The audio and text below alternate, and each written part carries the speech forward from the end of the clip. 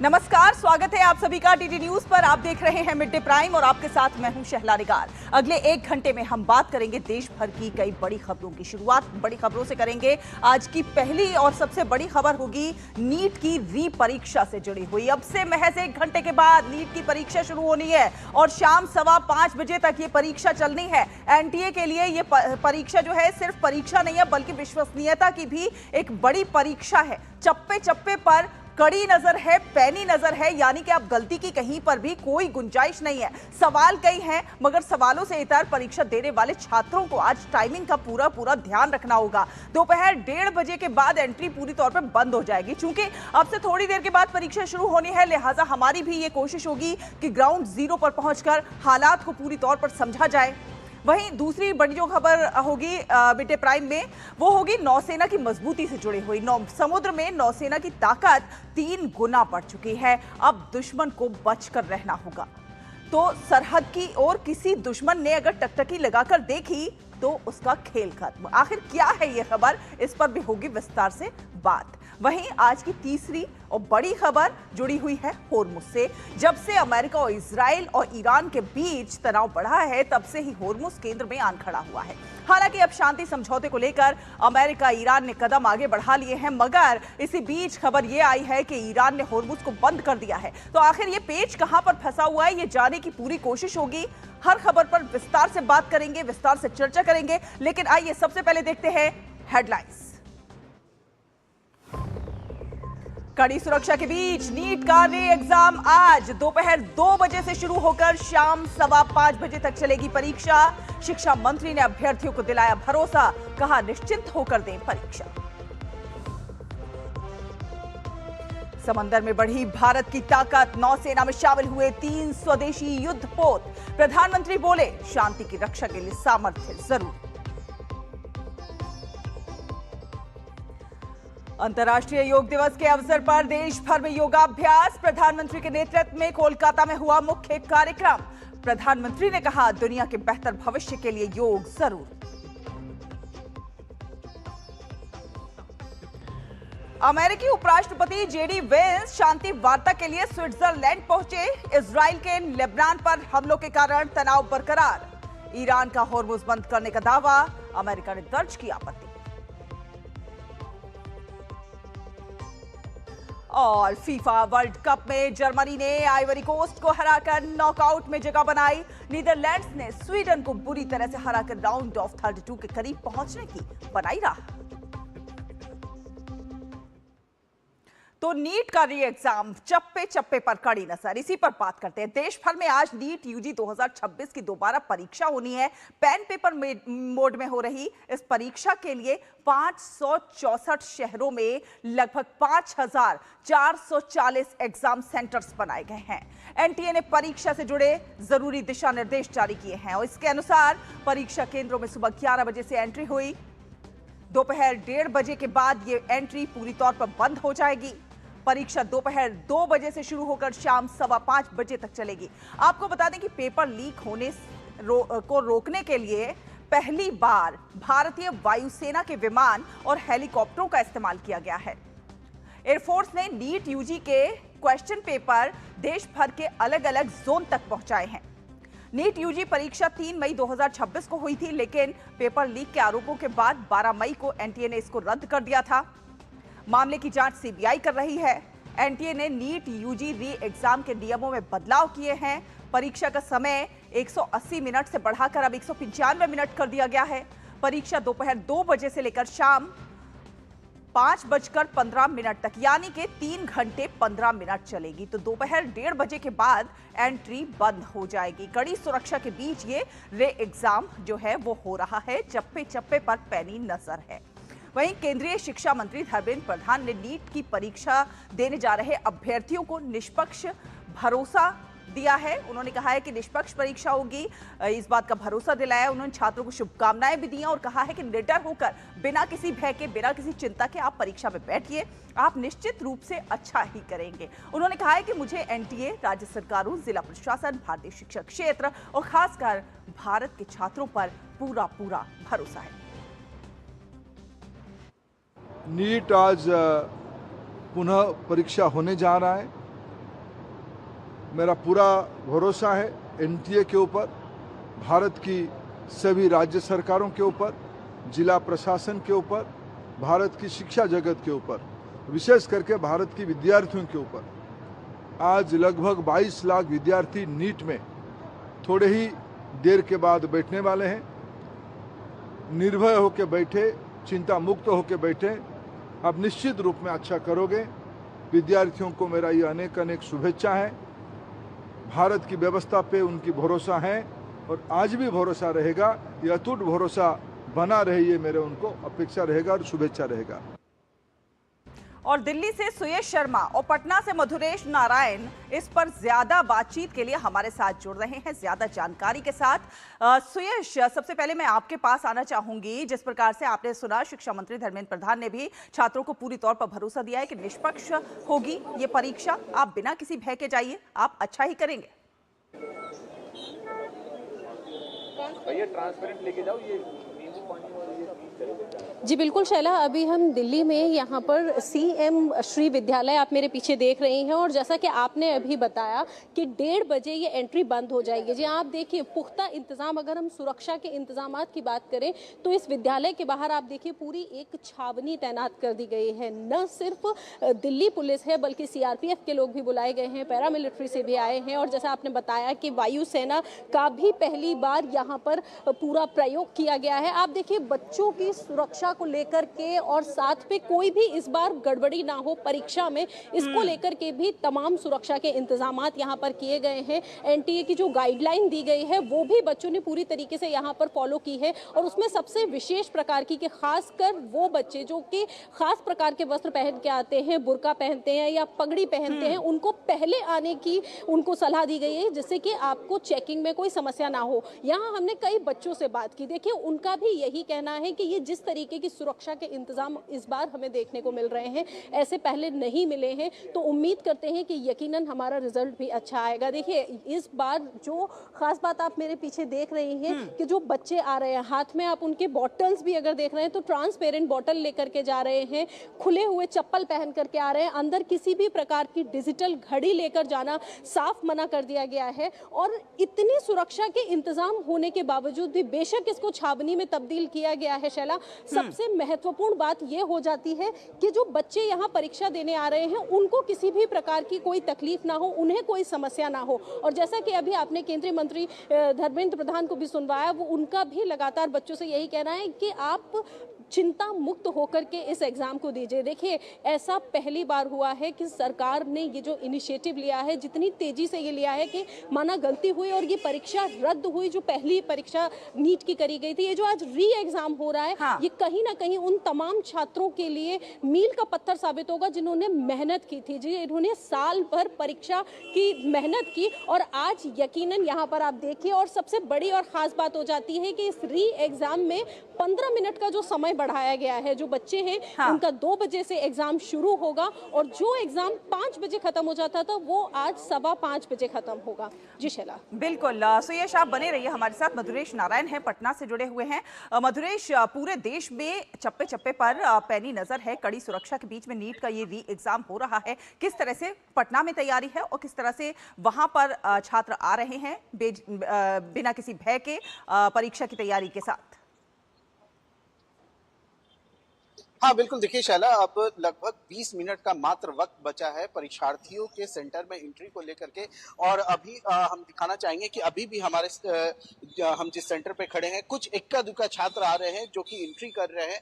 बाकायदा उनकी पूरी तरीके से चेकिंग की जा रही है, उनके सामान की चेकिंग की जा रही है, इसके बाद उन्हें एंट्री दिया जा रहा है। और इसके साथ ही जो सेंटर बनाए गए हैं, जितने सेंटर बनाए गए हैं बिहार में कुल 35 जो शहर हैं वहां पर इन परीक्षा का आयोजन किया जा रहा है, जिसमें लगभग 350 सेंटर बनाए गए हैं, जिसमें 1.5 लाख से ज्यादा जो परीक्षार्थी है वो इस परीक्षा में शामिल हो रहे हैं। लेकिन सबसे बड़ी और इम्पोर्टेंट बात यह है कि परीक्षार्थी जो है वो भय मुक्त होकर के परीक्षा दे, इसका पूरा इंतजाम किया गया है। इसके साथ ही परीक्षार्थियों को किसी तरह की परेशानी का सामना न करना पड़े, इसका भी सारे सेंटरों पे ख्याल रखा गया है। चूंकि गर्मी बहुत ज्यादा है, ऐसे में पीने के पानी से लेकर के अन्य जो भी जरूरी चीजें हैं वो सारे इंतजाम किए गए हैं। मैं एक बार कैमरामैन को कहूंगा एक बार जूम करके दिखाएं कि अंदर में जनरेटर वगैरह की भी व्यवस्था की गई है ताकि अल्टरनेट पावर सप्लाई जो सेंटर पे है वो सुनिश्चित की जा सके, ताकि छात्रों को किसी तरह की कोई परेशानी का सामना न करना पड़े।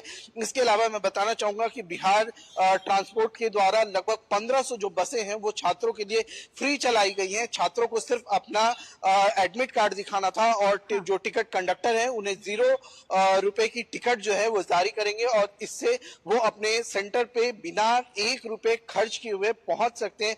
तो निश्चित रूप से बिहार सरकार की तरफ से भी पूरी कोशिश की गई है कि परीक्षार्थियों को किसी तरह की कोई परेशानी का एनटीए ने ये कहा है कि 3 मई वाले जो एडमिट कार्ड है वो मान्य नहीं होंगे, फ्रेश एडमिट कार्ड को ही साथ रखें। तो ये भी सबको, सारे छात्रों तक ये मैसेज सर्कुलेट होना बहुत ज्यादा जरूरी है।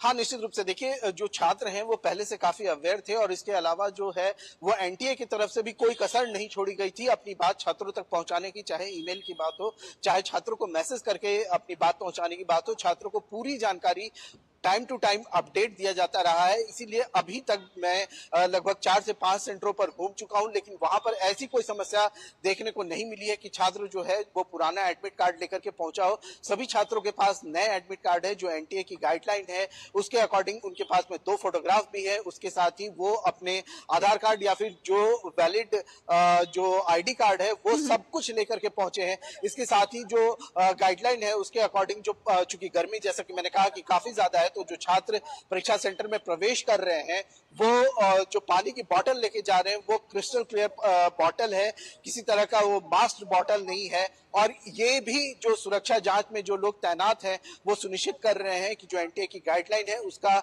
बिल्कुल अक्षरशः पालन किया जाए, किसी तरह की कोई त्रुटि ना हो। और जो पूरी जो परीक्षा करवाई जा रही है उसकी निश्चित रूप से सीसीटीवी से मॉनिटरिंग तो की जा रही है। इसके अलावा एआई बेस्ड जो है वो भी मॉनिटरिंग की जा रही है। तो निश्चित रूप से किसी तरह की कोई त्रुटि होने का इस बार सवाल नहीं है और छात्र भी निश्चित रूप से आश्वस्त हैं इतने कड़े इंतजाम को देख करके कि उनके साथ में किसी तरह की अनहोनी की घटना नहीं होने वाली है। छात्र आश्वस्त हैं, उनका पूरा भरोसा है जो भारत का जो एजुकेशन सिस्टम है। और जैसा कि धर्मेंद्र प्रधान कह रहे थे कि भय मुक्त वातावरण में निश्चित रूप से जो परीक्षा है उसका आयोजन किया जा रहा है। बिल्कुल, बार बार केंद्रीय मंत्री की तरफ से भी और एनटीए की तरफ से भी आश्वस्त किया जा रहा है कि बिल्कुल भयमुक्त होकर परीक्षार्थी जो है परीक्षा दें और निष्पक्ष तौर पर ये परीक्षा जो है वो कराई जाएगी। सुयश भी हमारे साथ जुड़ी हुई है। सुयश, किस प्रकार से, क्योंकि ये कहा जा रहा है गर्मी ज्यादा है तो कूलिंग जोन भी बनाए गए हैं, छात्रों के आने जाने के लिए भी प्रॉपर व्यवस्था की गई है, किस प्रकार की व्यवस्था आपको दिल्ली में देखने को मिल रही है?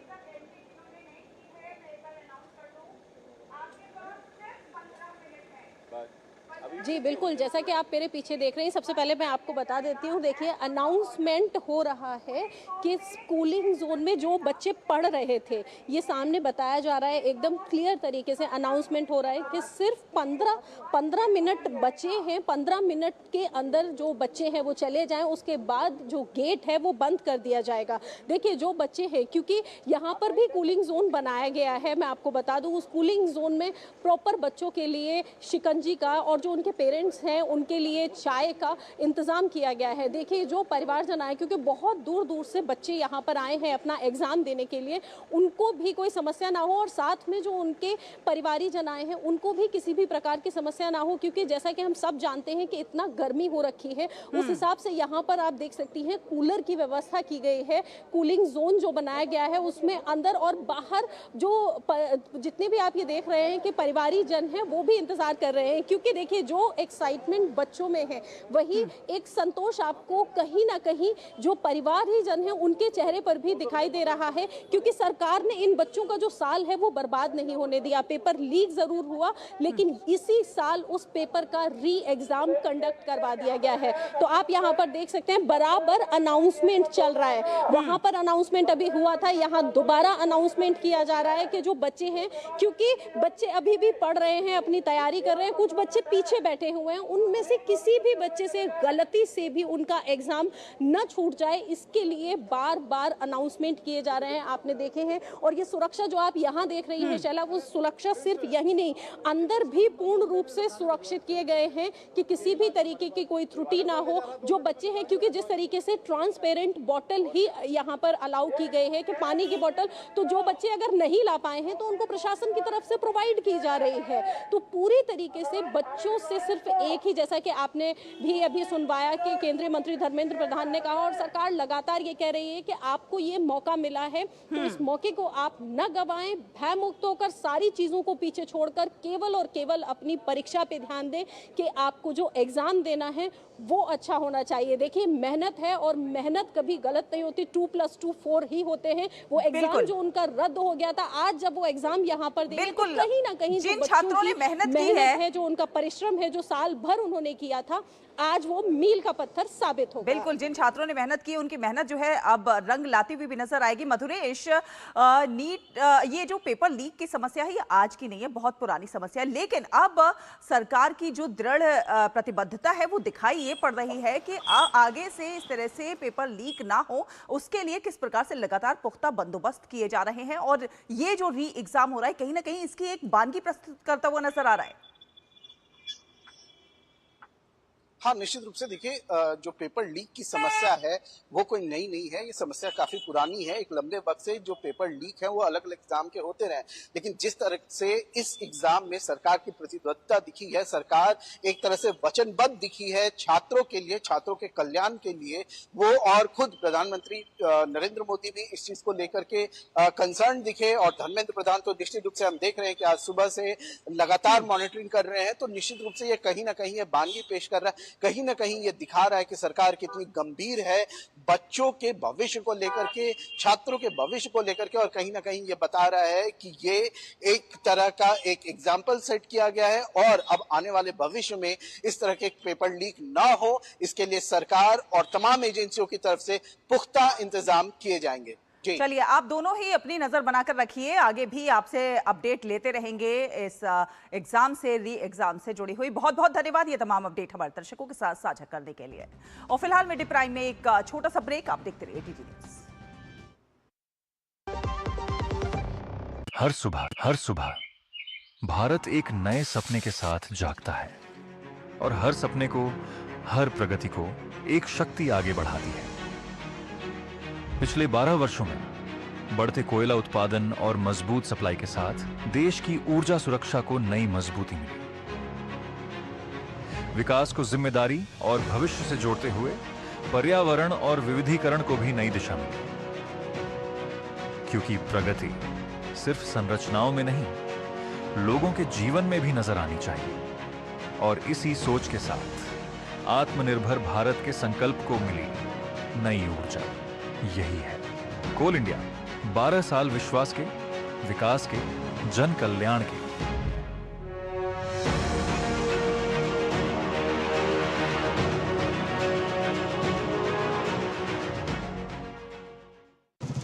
ओ हरी भैया, अरे वाह, खेतों में कौन सी फसल लगाए हो? 12 महीने कमा कर दे ऐसी फसल। क्या? मैंने नया व्यवसाय शुरू किया है। उसके लिए पैसे? इसमें किसी निवेश की जरूरत ही नहीं। अच्छा, मुखिया जी। अरे मुखिया जी, नमस्ते। अरे हरी, कब आ रहे हो? आप बस चलिए, मैं पहुंचता हूं। अब मैं LIC एजेंट हूं। LIC एजेंट बनो, अब बड़ा सोचो। हमारी वेबसाइट पर जाएं या अपनी नजदीकी LIC शाखा से संपर्क करें। ब्रेक के बाद स्वागत है आपका। आप देख रहे हैं मिड डे प्राइम और मिड डे प्राइम में अब बात होगी नौसेना के धुरंधर की। जी हां, प्रधानमंत्री नरेंद्र मोदी ने स्वदेशी रूप से डिजाइन और निर्मित 3 नौसैनिक जहाजों, उन्नत स्टील फ्रिगेट INS द्रोणागिरी और सर्वेक्षण पोत INS संशोधक और पनडुब्बी रोधी उथले पानी के पोत INS अग्रय का कमीशन किया। इनके जुड़ने से देश की परिचालन क्षमताओं में उल्लेखनीय वृद्धि देखने को मिलेगी, समुद्री क्षेत्र के बारे में जागरूकता बढ़ेगी और भू राजनीतिक खतरों के खिलाफ हमारे तटीय जल क्षेत्र की सुरक्षा और ज्यादा मजबूत होगी। इन तीनों जहाजों को भारतीय नौसेना के युद्धपोत डिजाइन ब्यूरो द्वारा डिजाइन किया गया और इनका निर्माण कोलकाता में garden reach ship builders and engineers ने किया, जिसमें 200 से अधिक लघु और मध्यम उद्यमों सहित भारतीय उद्योग की व्यापक भागीदारी देखने को मिली।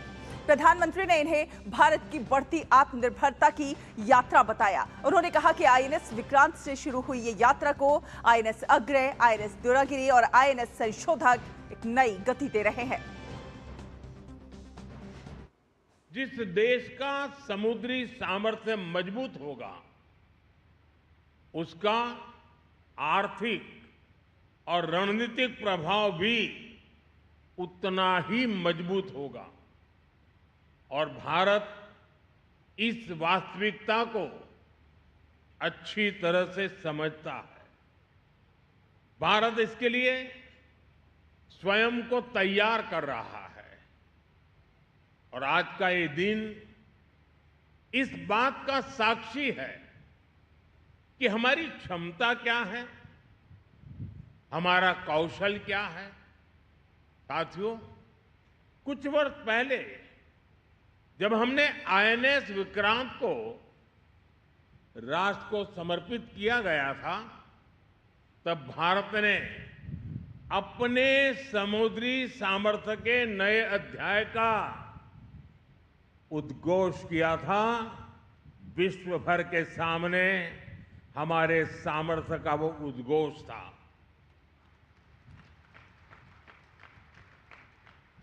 आईएनएस विक्रांत से लेकर आज तक की यात्रा केवल नए युद्धपोतों की यात्रा नहीं है, यह भारत की बढ़ती आत्मनिर्भरता की यात्रा भी है। आज आईएनएस अग्रय,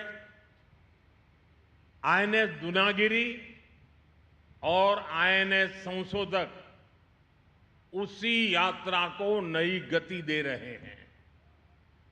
ये तीनों पोत भारत के 3 महत्वपूर्ण संकल्पों के भी प्रतीक हैं। प्रधानमंत्री ने कहा कि समृद्धि के लिए सुरक्षा जरूरी है। उन्होंने कहा कि भारत ने बीते 12 सालों में नीति और नियत के साथ ही आत्मनिर्भर भारत की ओर आगे कदम बढ़ाए हैं। मेड इन इंडिया को गति मिलती हुई नजर आई है। एक तरफ देश में रक्षा उत्पादन तेजी से बढ़ा है, दूसरी तरफ हमारा डिफेंस एक्सपोर्ट अभूतपूर्व गति से बढ़ रहा है। 2014 तक भारत करीब 700 करोड़ रुपए के रक्षा उत्पादों का निर्यात करता था, 700 करोड़। आज यह आंकड़ा बढ़कर करीब 40,000 करोड़ रुपए पहुंच रहा है। भारत में बने रक्षा उपकरण अब दुनिया के 80 से अधिक देशों तक पहुंच रहे हैं। साथियों, आत्मनिर्भरता की यात्रा में अभी बहुत कुछ करना बाकी है। मेरे हिसाब से तो अभी ये शुरुआत है, लेकिन 12 साल में जो प्रगति हुई है वो ये बताती है कि जब नीति स्पष्ट हो, जब दिशा ठीक हो, जब साथ साथ मिलकर काम करें, तो देश में कितना बड़ा परिवर्तन हो सकता है। तो चलिए ग्राफिक्स के जरिए समझने की कोशिश करते हैं कि कैसे भारत की समुद्र में ताकत बढ़ रही है। समुद्र में लगातार भारत अपनी मजबूती प्रदर्शित कर रहा है, भारत की ताकत बढ़ रही है। एक साथ 3 वॉरशिप कमीशन किए गए हैं, तो भारत में बढ़ती हुई ताकत का ये बानगी प्रस्तुत करता हुआ है। 3 एडवांस स्वदेशी ये युद्धपोत हैं जो कि भारत की बढ़ती स्वदेशी ताकत का जो है कहीं ना कहीं दुनिया को दिखा रहे हैं। भारतीय नौसेना के 3 स्वदेशी प्लेटफॉर्म एक साथ 3 वॉरशिप कमीशन हुए हैं और हमारे साथ हमारे सहयोगी संवाददाता विशाल बैरिस्टो भी हमारे साथ जुड़ रहे हैं इसी बड़ी खबर पर ज्यादा बातचीत करने के लिए, ज्यादा जानकारी देने के लिए। विशाल, भारतीय नौसेना नीले समंदर में अपनी ताकत को बढ़ाने के लिए लगातार स्वदेशी युद्धपोतों को अपने बेड़े में शामिल कर रही है। एक के बाद एक आधुनिक वॉरशिप नौसेना को मिलते हुए नजर आ रहे हैं और इसी कड़ी में आज 3 और स्वदेशी युद्धपोत नौसेना के इस बेड़े में शामिल हो गए।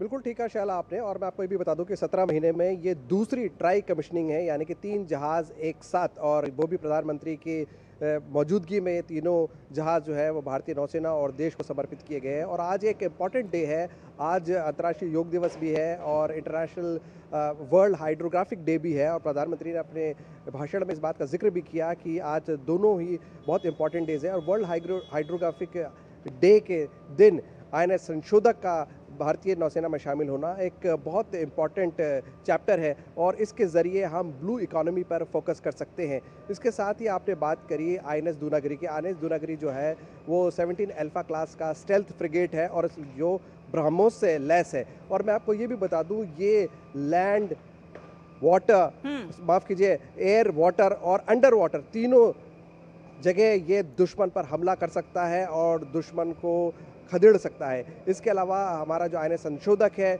उसकी मैंने आपको बताया कि वो सर्वेयर जहाज़ है। और इसके साथ ही जो हमारा INS अग्रे है वो जो उथला पानी है जहाँ पर कोस्टल वाटर होता है वहाँ पर पनडुब्बियों पर पैनी नज़र रखेगा दुश्मन की और उनको वहीं पर ध्वस्त कर देगा। और ये तीनों ही 200 से ज़्यादा MSMEs ने मिलकर बनाया है जो GRSE है उसके साथ। और ये एक बहुत बड़ी बात है, आपने प्रधानमंत्री को सुना कि मैरीटाइम सिक्योरिटी ना सिर्फ आपकी इकोनॉमी को रिफ्लेक्ट करती है बल्कि जो पिछले 12 साल में डिसाइसिव पॉलिसी डिसीजंस लिए गए मोदी सरकार के तहत उसका भी एक नायाब नमूना है। बिल्कुल नायाब नमूना है। और जैसे कि आपने भी कहा कि आज 21 जून को वर्ल्ड हाइड्रोग्राफी डे के रूप में मनाया जाता है, तो इसे एक अद्भुत संयोग ही कहेंगे कि आज ही के दिन कमीशन किया जाना इससे।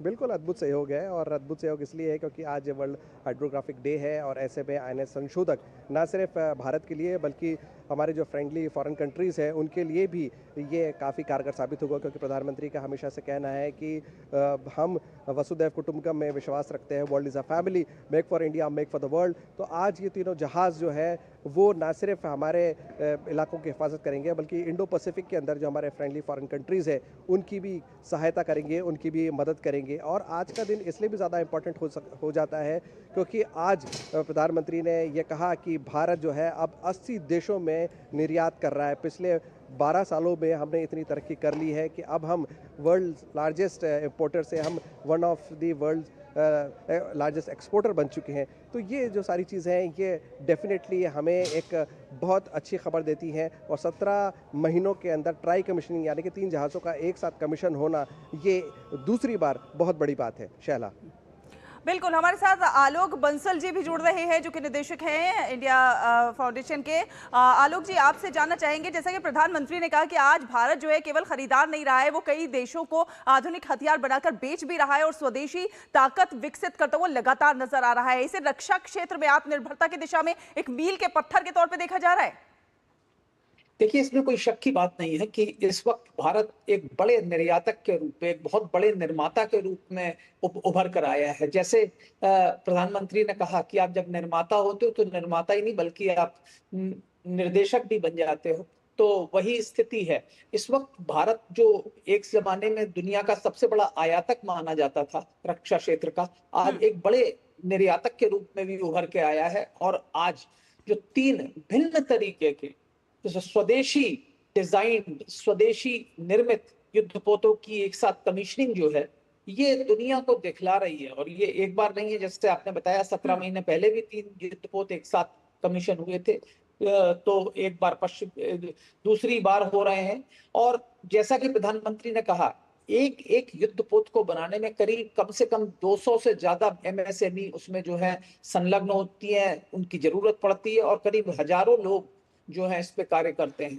तो ये एक बहुत बड़ी उपलब्धि है भारत की। और प्रधानमंत्री का शुरू से ही फोकस जो है मेक इन इंडिया में जो था वो रक्षा क्षेत्र पे था, और उसके की हम परिणति देख रहे हैं कि अब हम एक एक दिन में 3 जहाज कमीशन कर रहे हैं, जो एक बहुत बड़ी उपलब्धि है।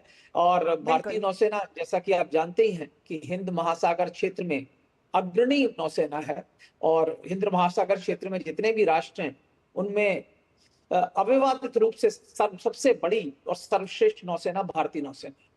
बिल्कुल, ये कहना गलत नहीं होगा कि जिस देश का जो है समुद्री सामर्थ्य मजबूत होगा, उसका आर्थिक और रणनीतिक जो प्रभाव है वो भी और ज्यादा मजबूत होता हुआ नजर आता है। भारत इस वास्तविकता को बेहद अच्छी तरह से समझता है आलोक जी, और भारत इसके लिए स्वयं को तैयार करता हुआ भी नजर आ रहा है।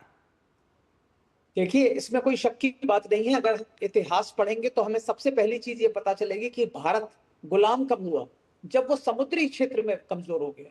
ऐसा नहीं है कि भारत में जब ये विदेशी ताकतें आई तो हम क्या, हमारे यहाँ बड़े बड़े साम्राज्य नहीं थे, लेकिन समुद्री क्षेत्र में हम कमजोर हो गए तो हम धीरे धीरे गुलाम बन गए। और आज दुनिया की सारी बड़ी अर्थव्यवस्थाएं वही हैं जो समुद्री क्षेत्र में सुदृढ़ हैं। एक बात और समझनी चाहिए कि अगर वैश्विक रंगमंच में भारत को एक महाशक्ति के रूप में उभरना है तो भारत के अंदर वो हैसियत होनी चाहिए कि हम अपनी देश की सीमाओं से दूर चीजों को प्रभावित कर सके। और सीमाओं से दूर प्रभावित करने की जो हमारी जो सबसे बड़ी जो हमारा जो हथियार है वो हमारी नौसेना है और हमारी डिप्लोमेसी है। तो भारतीय नौसेना न सिर्फ देश को एक महाशक्ति के रूप में स्थापित करती है, बट अर्थव्यवस्था को बहुत सुदृढ़ करती है। जैसा कि आप जानते हैं 90% से ज्यादा हमारा जो व्यापार है वो समुद्र के रास्ते में होता है, और इस निर्बाध व्यापार को जो शक्ति प्रदान करती है वो नौसेना को सुरक्षा प्रदान करती है, और शक्ति प्रदान करती है वो भारतीय नौसेना। बिल्कुल, भारतीय नौसेना है। विशाल बेरिस्टो हमारे सहयोगी संवाददाता लगातार हमारे साथ जुड़े हुए हैं और लगातार अपडेट कर रहे हैं। विशाल, आने वाले वर्षों में देखा जाए तो भारत का समुद्री क्षेत्र लाखों रोजगार तैयार करने की एक तरह से क्षमता रखता हुआ है, और इसे विकसित भारत के रोजगार इंजन के रूप में देखा जा रहा है। एक आधुनिक जहाज में सैकड़ों टन, हम जानते हैं कि स्टील लगता है, इलेक्ट्रॉनिक्स लगते हैं, मशीनरी लगती है, खुद प्रधानमंत्री ने इस बात का जिक्र किया, हजारों पुर्जे लगते हैं और इसके पीछे हजारों कंपनियां काम करती हैं। तो साफ तौर पर कह सकते हैं कि आने वाले समय में हजारों युवाओं को रोजगार भी मिलता हुआ नजर आएगा।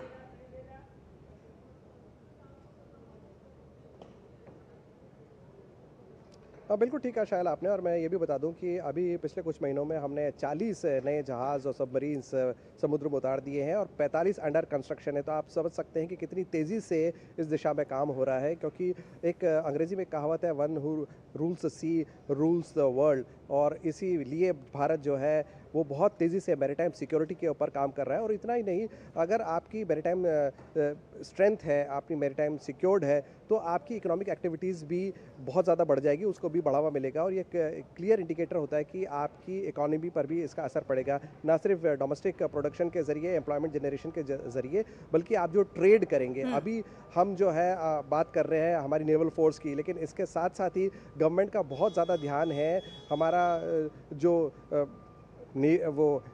हमारे मरीनर्स हैं उनके ऊपर, जो हमारी शिप बिल्डिंग है उसके ऊपर, तो उसके लिए भी हमारा गवर्नमेंट का बहुत ज़्यादा ध्यान है। तो हम ज़्यादा से ज़्यादा ट्रेड अपने जहाज़ों पर हम करना चाहेंगे। आज हम ट्रेड ज़रूर करते हैं, लेकिन वो ज़्यादातर जहाज़ जो होते हैं वो या तो चीन के होते हैं या विदेशों के जहाज़ होते हैं, तो एक बड़ी रकम उनको हम किराए पे चुकाते हैं। तो एक तरफ तो हम अपनी नौसेना को मजबूत कर रहे हैं, उसके साथ ही हम अपनी जो मैरीटाइम ट्रेड है उसको भी हम मजबूत करते चले जा रहे हैं। और जाहिर सी बात है, जब हम शिप बिल्डिंग पर ज़्यादा से ज़्यादा ध्यान देंगे तो उसका सीधा असर हमारे एम्प्लॉयमेंट जनरेशन पे तो होगा ही। साथ ही जो इम्पॉर्टेंट बात है, जैसे कि अब मैं आईएनएस संशोधक के सिलसिले में आपको बताऊं कि जब हम बात करते हैं ब्लू इकॉनमी की, तो कई क्रिटिकल मिनरल्स हैं जो समुद्र के सतह पर पाए जाते हैं, उसकी खोज के लिए और वो हमारे लिए कितने बेनिफिशियल हो सकते हैं, उसके लिए भी हमारा इंडिजिनस जो जहाज़ है आईएनएस संशोधक, ये बहुत कारगर साबित हो सकता है। Attack is the best defence, ये हम सब जानते हैं। तो उसके लिए हमारे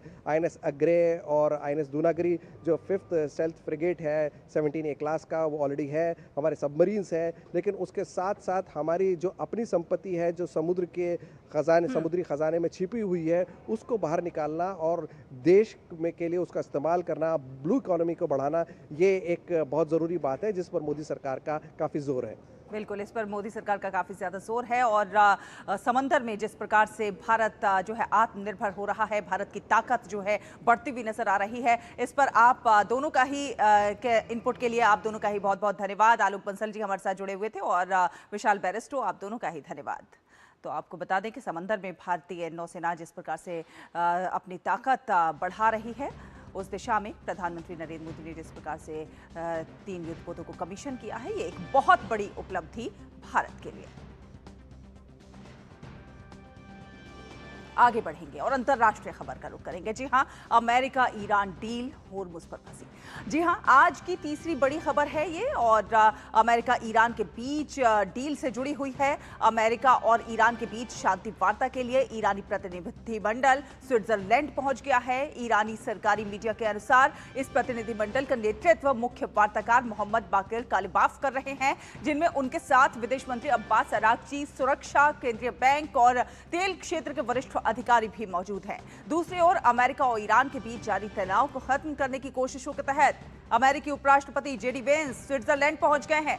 जल्दी ही दोनों देशों के बीच शांति वार्ता शुरू होने की खबर है। हालांकि 60 दिन के युद्ध विराम पर सहमति के बावजूद ईरान की रिवॉल्यूशनरी गार्ड IRGC ने स्ट्रेट ऑफ होर्मुज बंद करने का ऐलान कर दिया है। ईरान ने इसके लिए अमेरिका और इजराइल को जिम्मेदार ठहराया है। वहीं अमेरिकी सेना का कहना है कि समुद्री मार्ग खुला हुआ है और जहाजों की आवाजाही जारी रहेगी। राष्ट्रपति डोनाल्ड ट्रंप ने भी कहा है कि शांति वार्ता सफल होने तक इस मार्ग से गुजरने वाले जहाजों पर कोई शुल्क नहीं लगेगा।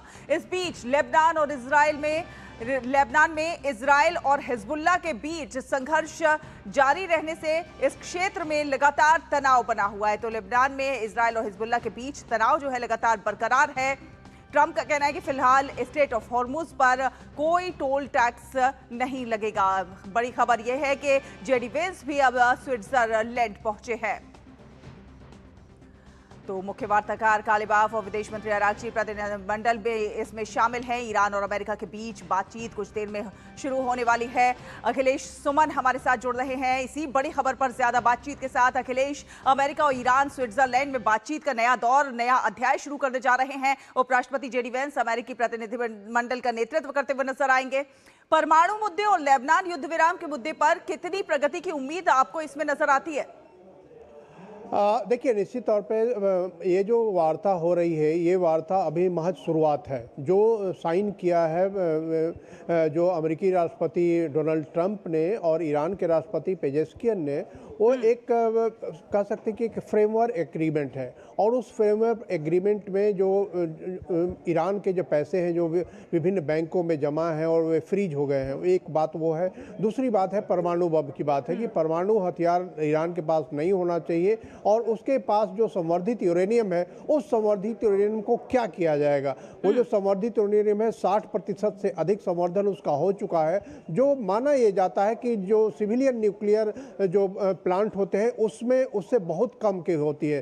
तो मतलब 60% का मतलब है कि उसको ख़त्म करना पड़ेगा। उसको कैसे डिस्पोज ऑफ किया जाएगा, इस पर भी चर्चा हो रही है। डोनाल्ड ट्रंप का कहना था कि उसको अमेरिका भेजिए, ईरान इसके लिए तैयार नहीं है। अभी ईरान ने कुछ दिन पहले बयान दिया था कि उसको यहीं पे डिस्पोज ऑफ किया जाएगा, जिसके लिए शायद डोनाल्ड ट्रंप ही राजी हो जाए। लेकिन वो सारा चीज़ IAEA की निगरानी में होना चाहिए और उसमें अमेरिकन जो इंस्पेक्टर्स हैं, अमेरिकन जो न्यूक्लियर साइंटिस्ट हैं, वो भी वहाँ रहेंगे। तो ये सारी तकनीकी चीज़ें हैं, इन सारे तकनीकी मुद्दों पर बात होनी है। और ये देखिए, उसके साथ साथ जुड़ा हुआ है पैलेस्टाइन का मसला, जो इजराइल और लेबनान में बैठे हुए हिजबुल्लाह के लोग हैं, हिजबुल्लाह का मसला है। उसके बाद जो ईरान का समर्थन मिलता है हिजबुल्लाह को, वो मसला है। तो ये सारे मसले जो हैं वो काफ़ी कॉम्प्लिकेटेड हैं और ये नहीं माना जाना चाहिए कि एक दिन के अंदर ये सारे मसले हल हो जाएंगे। निश्चित तौर पे जब वे स्विट्जरलैंड के रिसोर्ट में मिल रहे हैं तो ये लेबनान पे भी बातचीत होगी और निश्चित तौर पे हिजबुल्लाह की जो गतिविधियां हैं लेबनान के अंदर, उन पे भी बातचीत होगी। क्योंकि इजराइल इसका एक महत्वपूर्ण एक्टर है और इजराइल पर बात किए बिना ये मिडिल ईस्ट में, वेस्ट एशिया में शांति की अपेक्षा नहीं की जा सकती। अब उसमें देखना यह है कि जो गए हैं, जो अमेरिकी प्रतिनिधि गए हैं, वो किस तरीके से इजराइल पर जो अभी जो बैक चैनल बात होगी उनकी, उस वार्ता के कुछ देर बाद थोड़ी सी इजराइल से भी बातचीत होगी, तो उसमें इजराइल किस बात पर मानने को तैयार है। क्योंकि इजराइल अभी तक ये ये कहता रहा है कि ईरान के पास कोई भी किसी भी तरीके का परमाणु जब तक वो डिस्पोज ऑफ नहीं करते हैं संवर्धित यूरेनियम, तब तक हम मानेंगे नहीं, और हिजबुल्लाह की तरफ से कोई अगर हमला नहीं होगा तब तक हम नहीं मानेंगे। साथ साथ इजराइल का यह भी है कि उनको एक बफर जोन चाहिए लेबनान के अंदर, वो बफर जोन वो हासिल करने के लिए पूरी तरह संजीदा है और वो चाहते हैं कि वो बफर जोन पूरी तरह सुनिश्चित हो। तो ये सारे मुद्दे हैं, देखिए साइला, और ये सारे मुद्दे पर वहां चर्चा होगी और निश्चित तौर पे माना जा सकता है कि एक प्रगति की ओर बढ़ेगा, लेकिन तुरंत निष्कर्ष हो जाएगा एक दिन के अंदर या एक बातचीत में, इसे नहीं माना जाना चाहिए। उसमें थोड़ी सी शंका है। डोनाल्ड ट्रंप ने जिस प्रकार से चेतावनी दी है कि अगर बातचीत करने वाले डील पूरी तरह से करने में नाकाम रहते हैं तो अमेरिका होर्मुज पर अपना टोल लगा सकता है, तो कहीं ना कहीं एक बार फिर से ये पेच जो है फंसता हुआ नजर आ रहा है, क्योंकि ईरान ने भी होर्मुज बंद करने को कह दिया है। निश्चित तौर पे देखिए, अगर ईरान ने बंद करने की बात फिर से कही है और बातचीत जारी है, हालांकि 60 दिन का समय दिया गया है इस पूरी बातचीत के लिए, तो 60 दिन के समय के भीतर इसको ईरान को भी इन्फोर्स नहीं करना चाहिए। वो जो चाहते हैं कि वो हॉर्मुज को अपने नियंत्रण में रखें 60 दिन तक, लेकिन फ्री वो मूवमेंट हो, ये सारी चीज़ें हैं। ईरान के अंदर भी एक महत्वाकांक्षा जग गई है कि वो हॉर्मुज पे अपना एक नियंत्रण रखेंगे। अमेरिका नहीं चाहता है, दुनिया का कोई भी देश नहीं चाहता है कि हॉर्मुज पे स्टेट ऑफ हॉर्मुज जो है, स्टेट ऑफ हॉर्मुज में किसी भी देश का नियंत्रण हो, क्योंकि वो इंटरनेशनल वाटर है और इंटरनेशनल वाटर किसी भी देश की संपत्ति नहीं होती है। तो ऐसी स्थिति में एक दबाव अमेरिका के अंदर है कि ये जो 28 फरवरी के आक्रमण के बाद जो स्टेट ऑफ हॉर्मुज ईरान ने बंद कर दिया, अब अमेरिका की ये जिम्मेदारी निश्चित तौर पर बनती है कि वो पूरी तरह से खाली कराए, पूरी तरह से फ्री कराए। और ये मसला है जिस पर कि डोनाल्ड ट्रंप को भी काफ़ी संजीदा होना पड़ेगा, और उनके जो प्रतिनिधिमंडल बैठे हैं, अभी स्विट्जरलैंड पहुंचे हैं उपराष्ट्रपति और उनके और जो प्रतिनिधिमंडल, वो सारे लोगों के बीच में जो एक ईरान पे ये दबाव वो बनाएंगे। निश्चित तौर पर वार्ता का मुख्य यही होगा कि फर्स्ट कि आपको स्टेट ऑफ हॉर्मुज पर किसी भी तरीके का नेविगेशन में प्रतिबंध नहीं लगाना है, नो टोल टैक्स नथिंग। और अगर वो टोल टैक्स लगाएंगे तो अमेरिका भी निश्चित तौर पे वो अमेरिका भी करेगा, उन्होंने जो ब्लॉकेट किया है ब्लॉकेट भी करेगा, और फिर अन्य देश जो हैं जो उससे प्रभावित हो रहे हैं, हो सकता है अन्य देश भी अपनी तरफ से कुछ एक्शन लेने के लिए, कुछ कदम उठाने के लिए बाध्य हो जाएंगे। लेकिन इस सब के बीच अखिलेश, अगर हम इजराइल को देखें तो इजराइल का क्या, वो तो किसी की बात मानने को तैयार नहीं हो रहा है। निश्चित तौर पे यही सबसे बड़ा जो लाख टके का सवाल बोलते हैं कि इजराइल मानने को तैयार नहीं है। और इजराइल के सूत्रों का कहना है, मैंने भी इजराइल के एम्बेसडर से बात की थी ये जो लड़ाई छिड़ने के बाद 28 फरवरी के बाद, तो उन्होंने बातचीत में इंटरव्यू में साफ साफ कहा था कि देखिए, हमने ये सवाल पूछा था कि क्या ईरान और इजराइल के बीच में कोई डिप्लोमेसी चल रही है, तो उन्होंने कहा था कि कोई डिप्लोमेसी नहीं है, और उन्होंने एक तरीके से अफसोस जाहिर किया कि काश ये होता।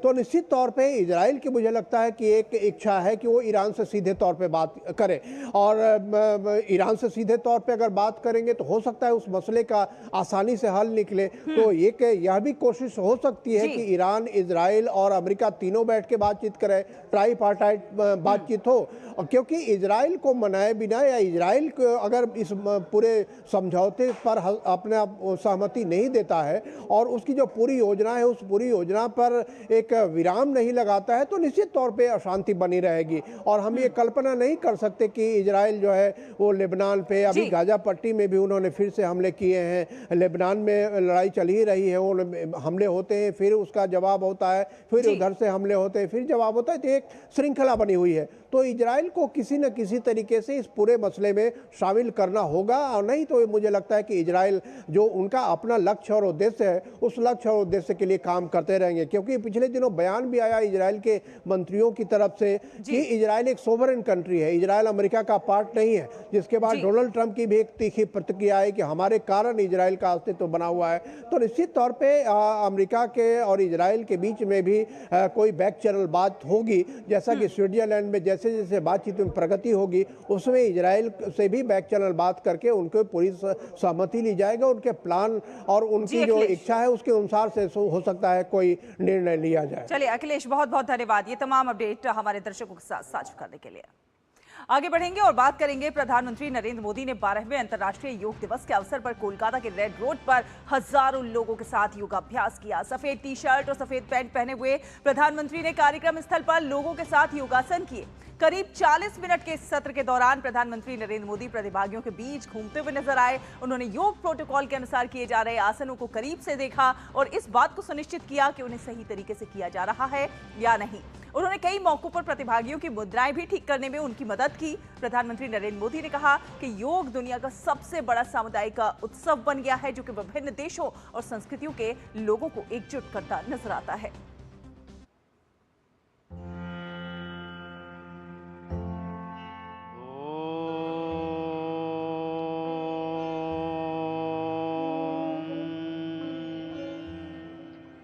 इक्कीस जून का ये दिन पृथ्वी के कुछ भूभाग पर साल में सबसे लंबी अवधि का दिन होता है और अंतर्राष्ट्रीय योग दिवस के कारण 21 जून का ये दिन विश्व के सबसे बड़े सामूहिक उत्सव का दिन भी बन गया है। योग केवल शारीरिक श्रम का साधन नहीं है। योग किसी एक आयु वर्ग के लिए सीमित भी नहीं है। भारत में हम जानते हैं और देखते आए हैं, योग मानव के जीवन का चेतना के साथ, ऊर्जा के साथ एक प्रकाश भी है।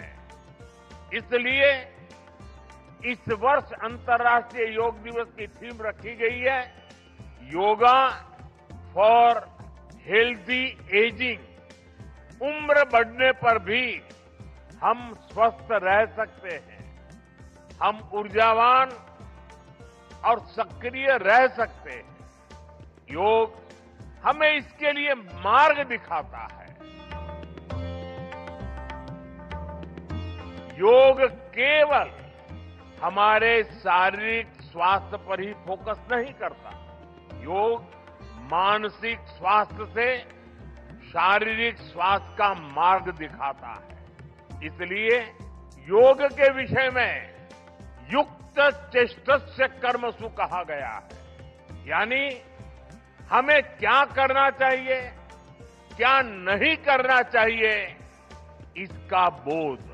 ये बोध हमारे जीवन में शांति का स्रोत तो बनता ही है, इससे विश्व शांति का मार्ग भी खुलता है। इसलिए योग आज केवल हमारी पर्सनल लाइफस्टाइल के लिए जरूरी है, इतना ही नहीं है। योग दुनिया के बेहतर भविष्य के लिए एक आवश्यकता भी है। जब समाज स्वस्थ होगा, तब राष्ट्र भी अधिक सक्षम, अधिक समृद्ध और आत्मविश्वासी बनेगा। मैं सबके लिए कामना करता हूं, सर्वे भवन्तु सुखिनः, सर्वे सन्तु निरामया। आप सभी को अंतर्राष्ट्रीय योग दिवस की बहुत बहुत शुभकामनाएं, बहुत बहुत धन्यवाद।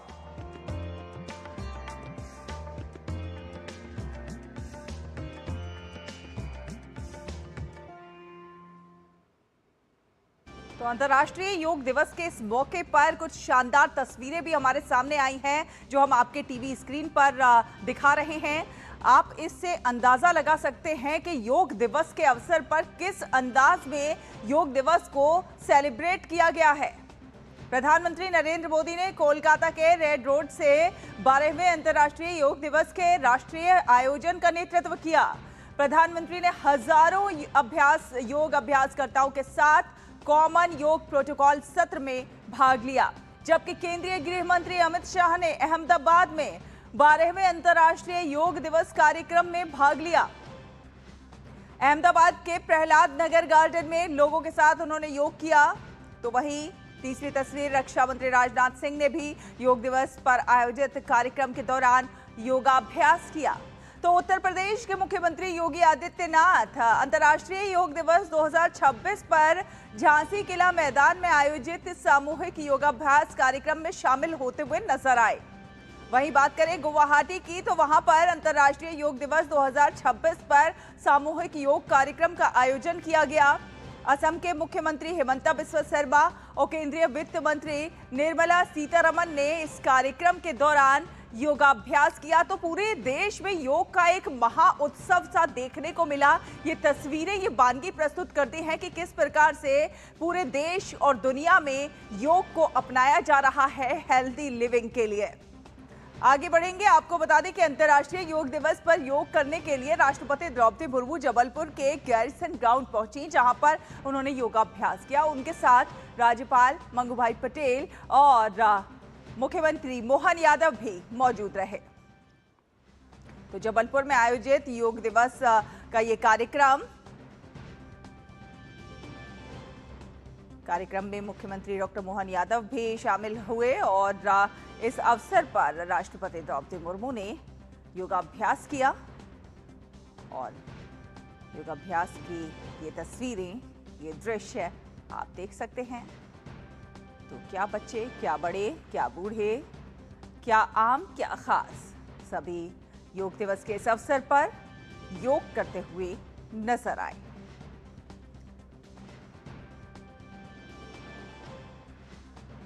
और उपराष्ट्रपति सीपी राधाकृष्णन अंतर्राष्ट्रीय योग दिवस के अवसर पर लेह में आयोजित योग कार्यक्रम में शामिल हुए। उन्होंने लेह के स्पितुक फुटबॉल स्टेडियम में आयोजित सामूहिक योग कार्यक्रम में हिस्सा लिया। उपराज्यपाल विनय कुमार सक्सेना ने भी उनके साथ योग किया और इस मौके पर उपराष्ट्रपति ने कहा कि योग एक ऐसी पद्धति है जो कि शरीर को पोषित करती है, मन को शांत करती है और आत्मा को ऊपर उठाती है। हमें योग को मिली इस मान्यता पर विशेष गर्व है। The International Day of Yoga is more than a celebration of physical exercise. It is a recognition of ancient gift from Bharat to the humanity. Our rishis and munis, through years of meditation, austerity, and spiritual inquiry, developed a holistic system that nurtures the body, calms the mind, and elevates the soul. We are especially proud that the global recognition of yoga, Honorable Prime Minister Sriman Narendra Modi ji has called upon the international community to adopt a day for yoga, describing it as a gift of India to the ancient, from the ancient tradition of India to the globe. वहीं लोकसभा अध्यक्ष ओम बिरला, भाजपा सांसद रविशंकर प्रसाद और राज्यसभा के उपसभापति हरिवंश अंतर्राष्ट्रीय योग दिवस 2026 के अवसर पर नई दिल्ली में आयोजित एक सामूहिक कार्यक्रम में शामिल हुए। और इस मौके पर लोकसभा अध्यक्ष ने अपने संबोधन में कहा कि जब समय अशांत हो, जब समय मन को शांत रखने के साथ धैर्य, संतुलन और हमारी दिनचर्या को बेहतर बनाने के लिए भी योग आज की आवश्यकता है। और इसीलिए आज हमें योग को हमारी दिनचर्या का हिस्सा बनाने का प्रयास करना चाहिए। इससे हम संतुलित और बेहतर निर्णय कर पाएंगे। आज ये योग दुनिया के अंदर, सभी देशों के अंदर व्यक्ति के जीवन को स्वस्थ, संतुलित, धैर्य और आत्मचिंतन के साथ उसका जीवन स्वस्थ रहे, ये योग आज पूरी दुनिया का उत्सव बन चुका है। और भाजपा के राष्ट्रीय अध्यक्ष नितिन नवीन पंजाब के जालंधर में आयोजित अंतर्राष्ट्रीय योग दिवस 2026 पर आयोजित सामूहिक योग कार्यक्रम में शामिल हुए और इस मौके पर उन्होंने सैकड़ों लोगों के साथ योगाभ्यास किया।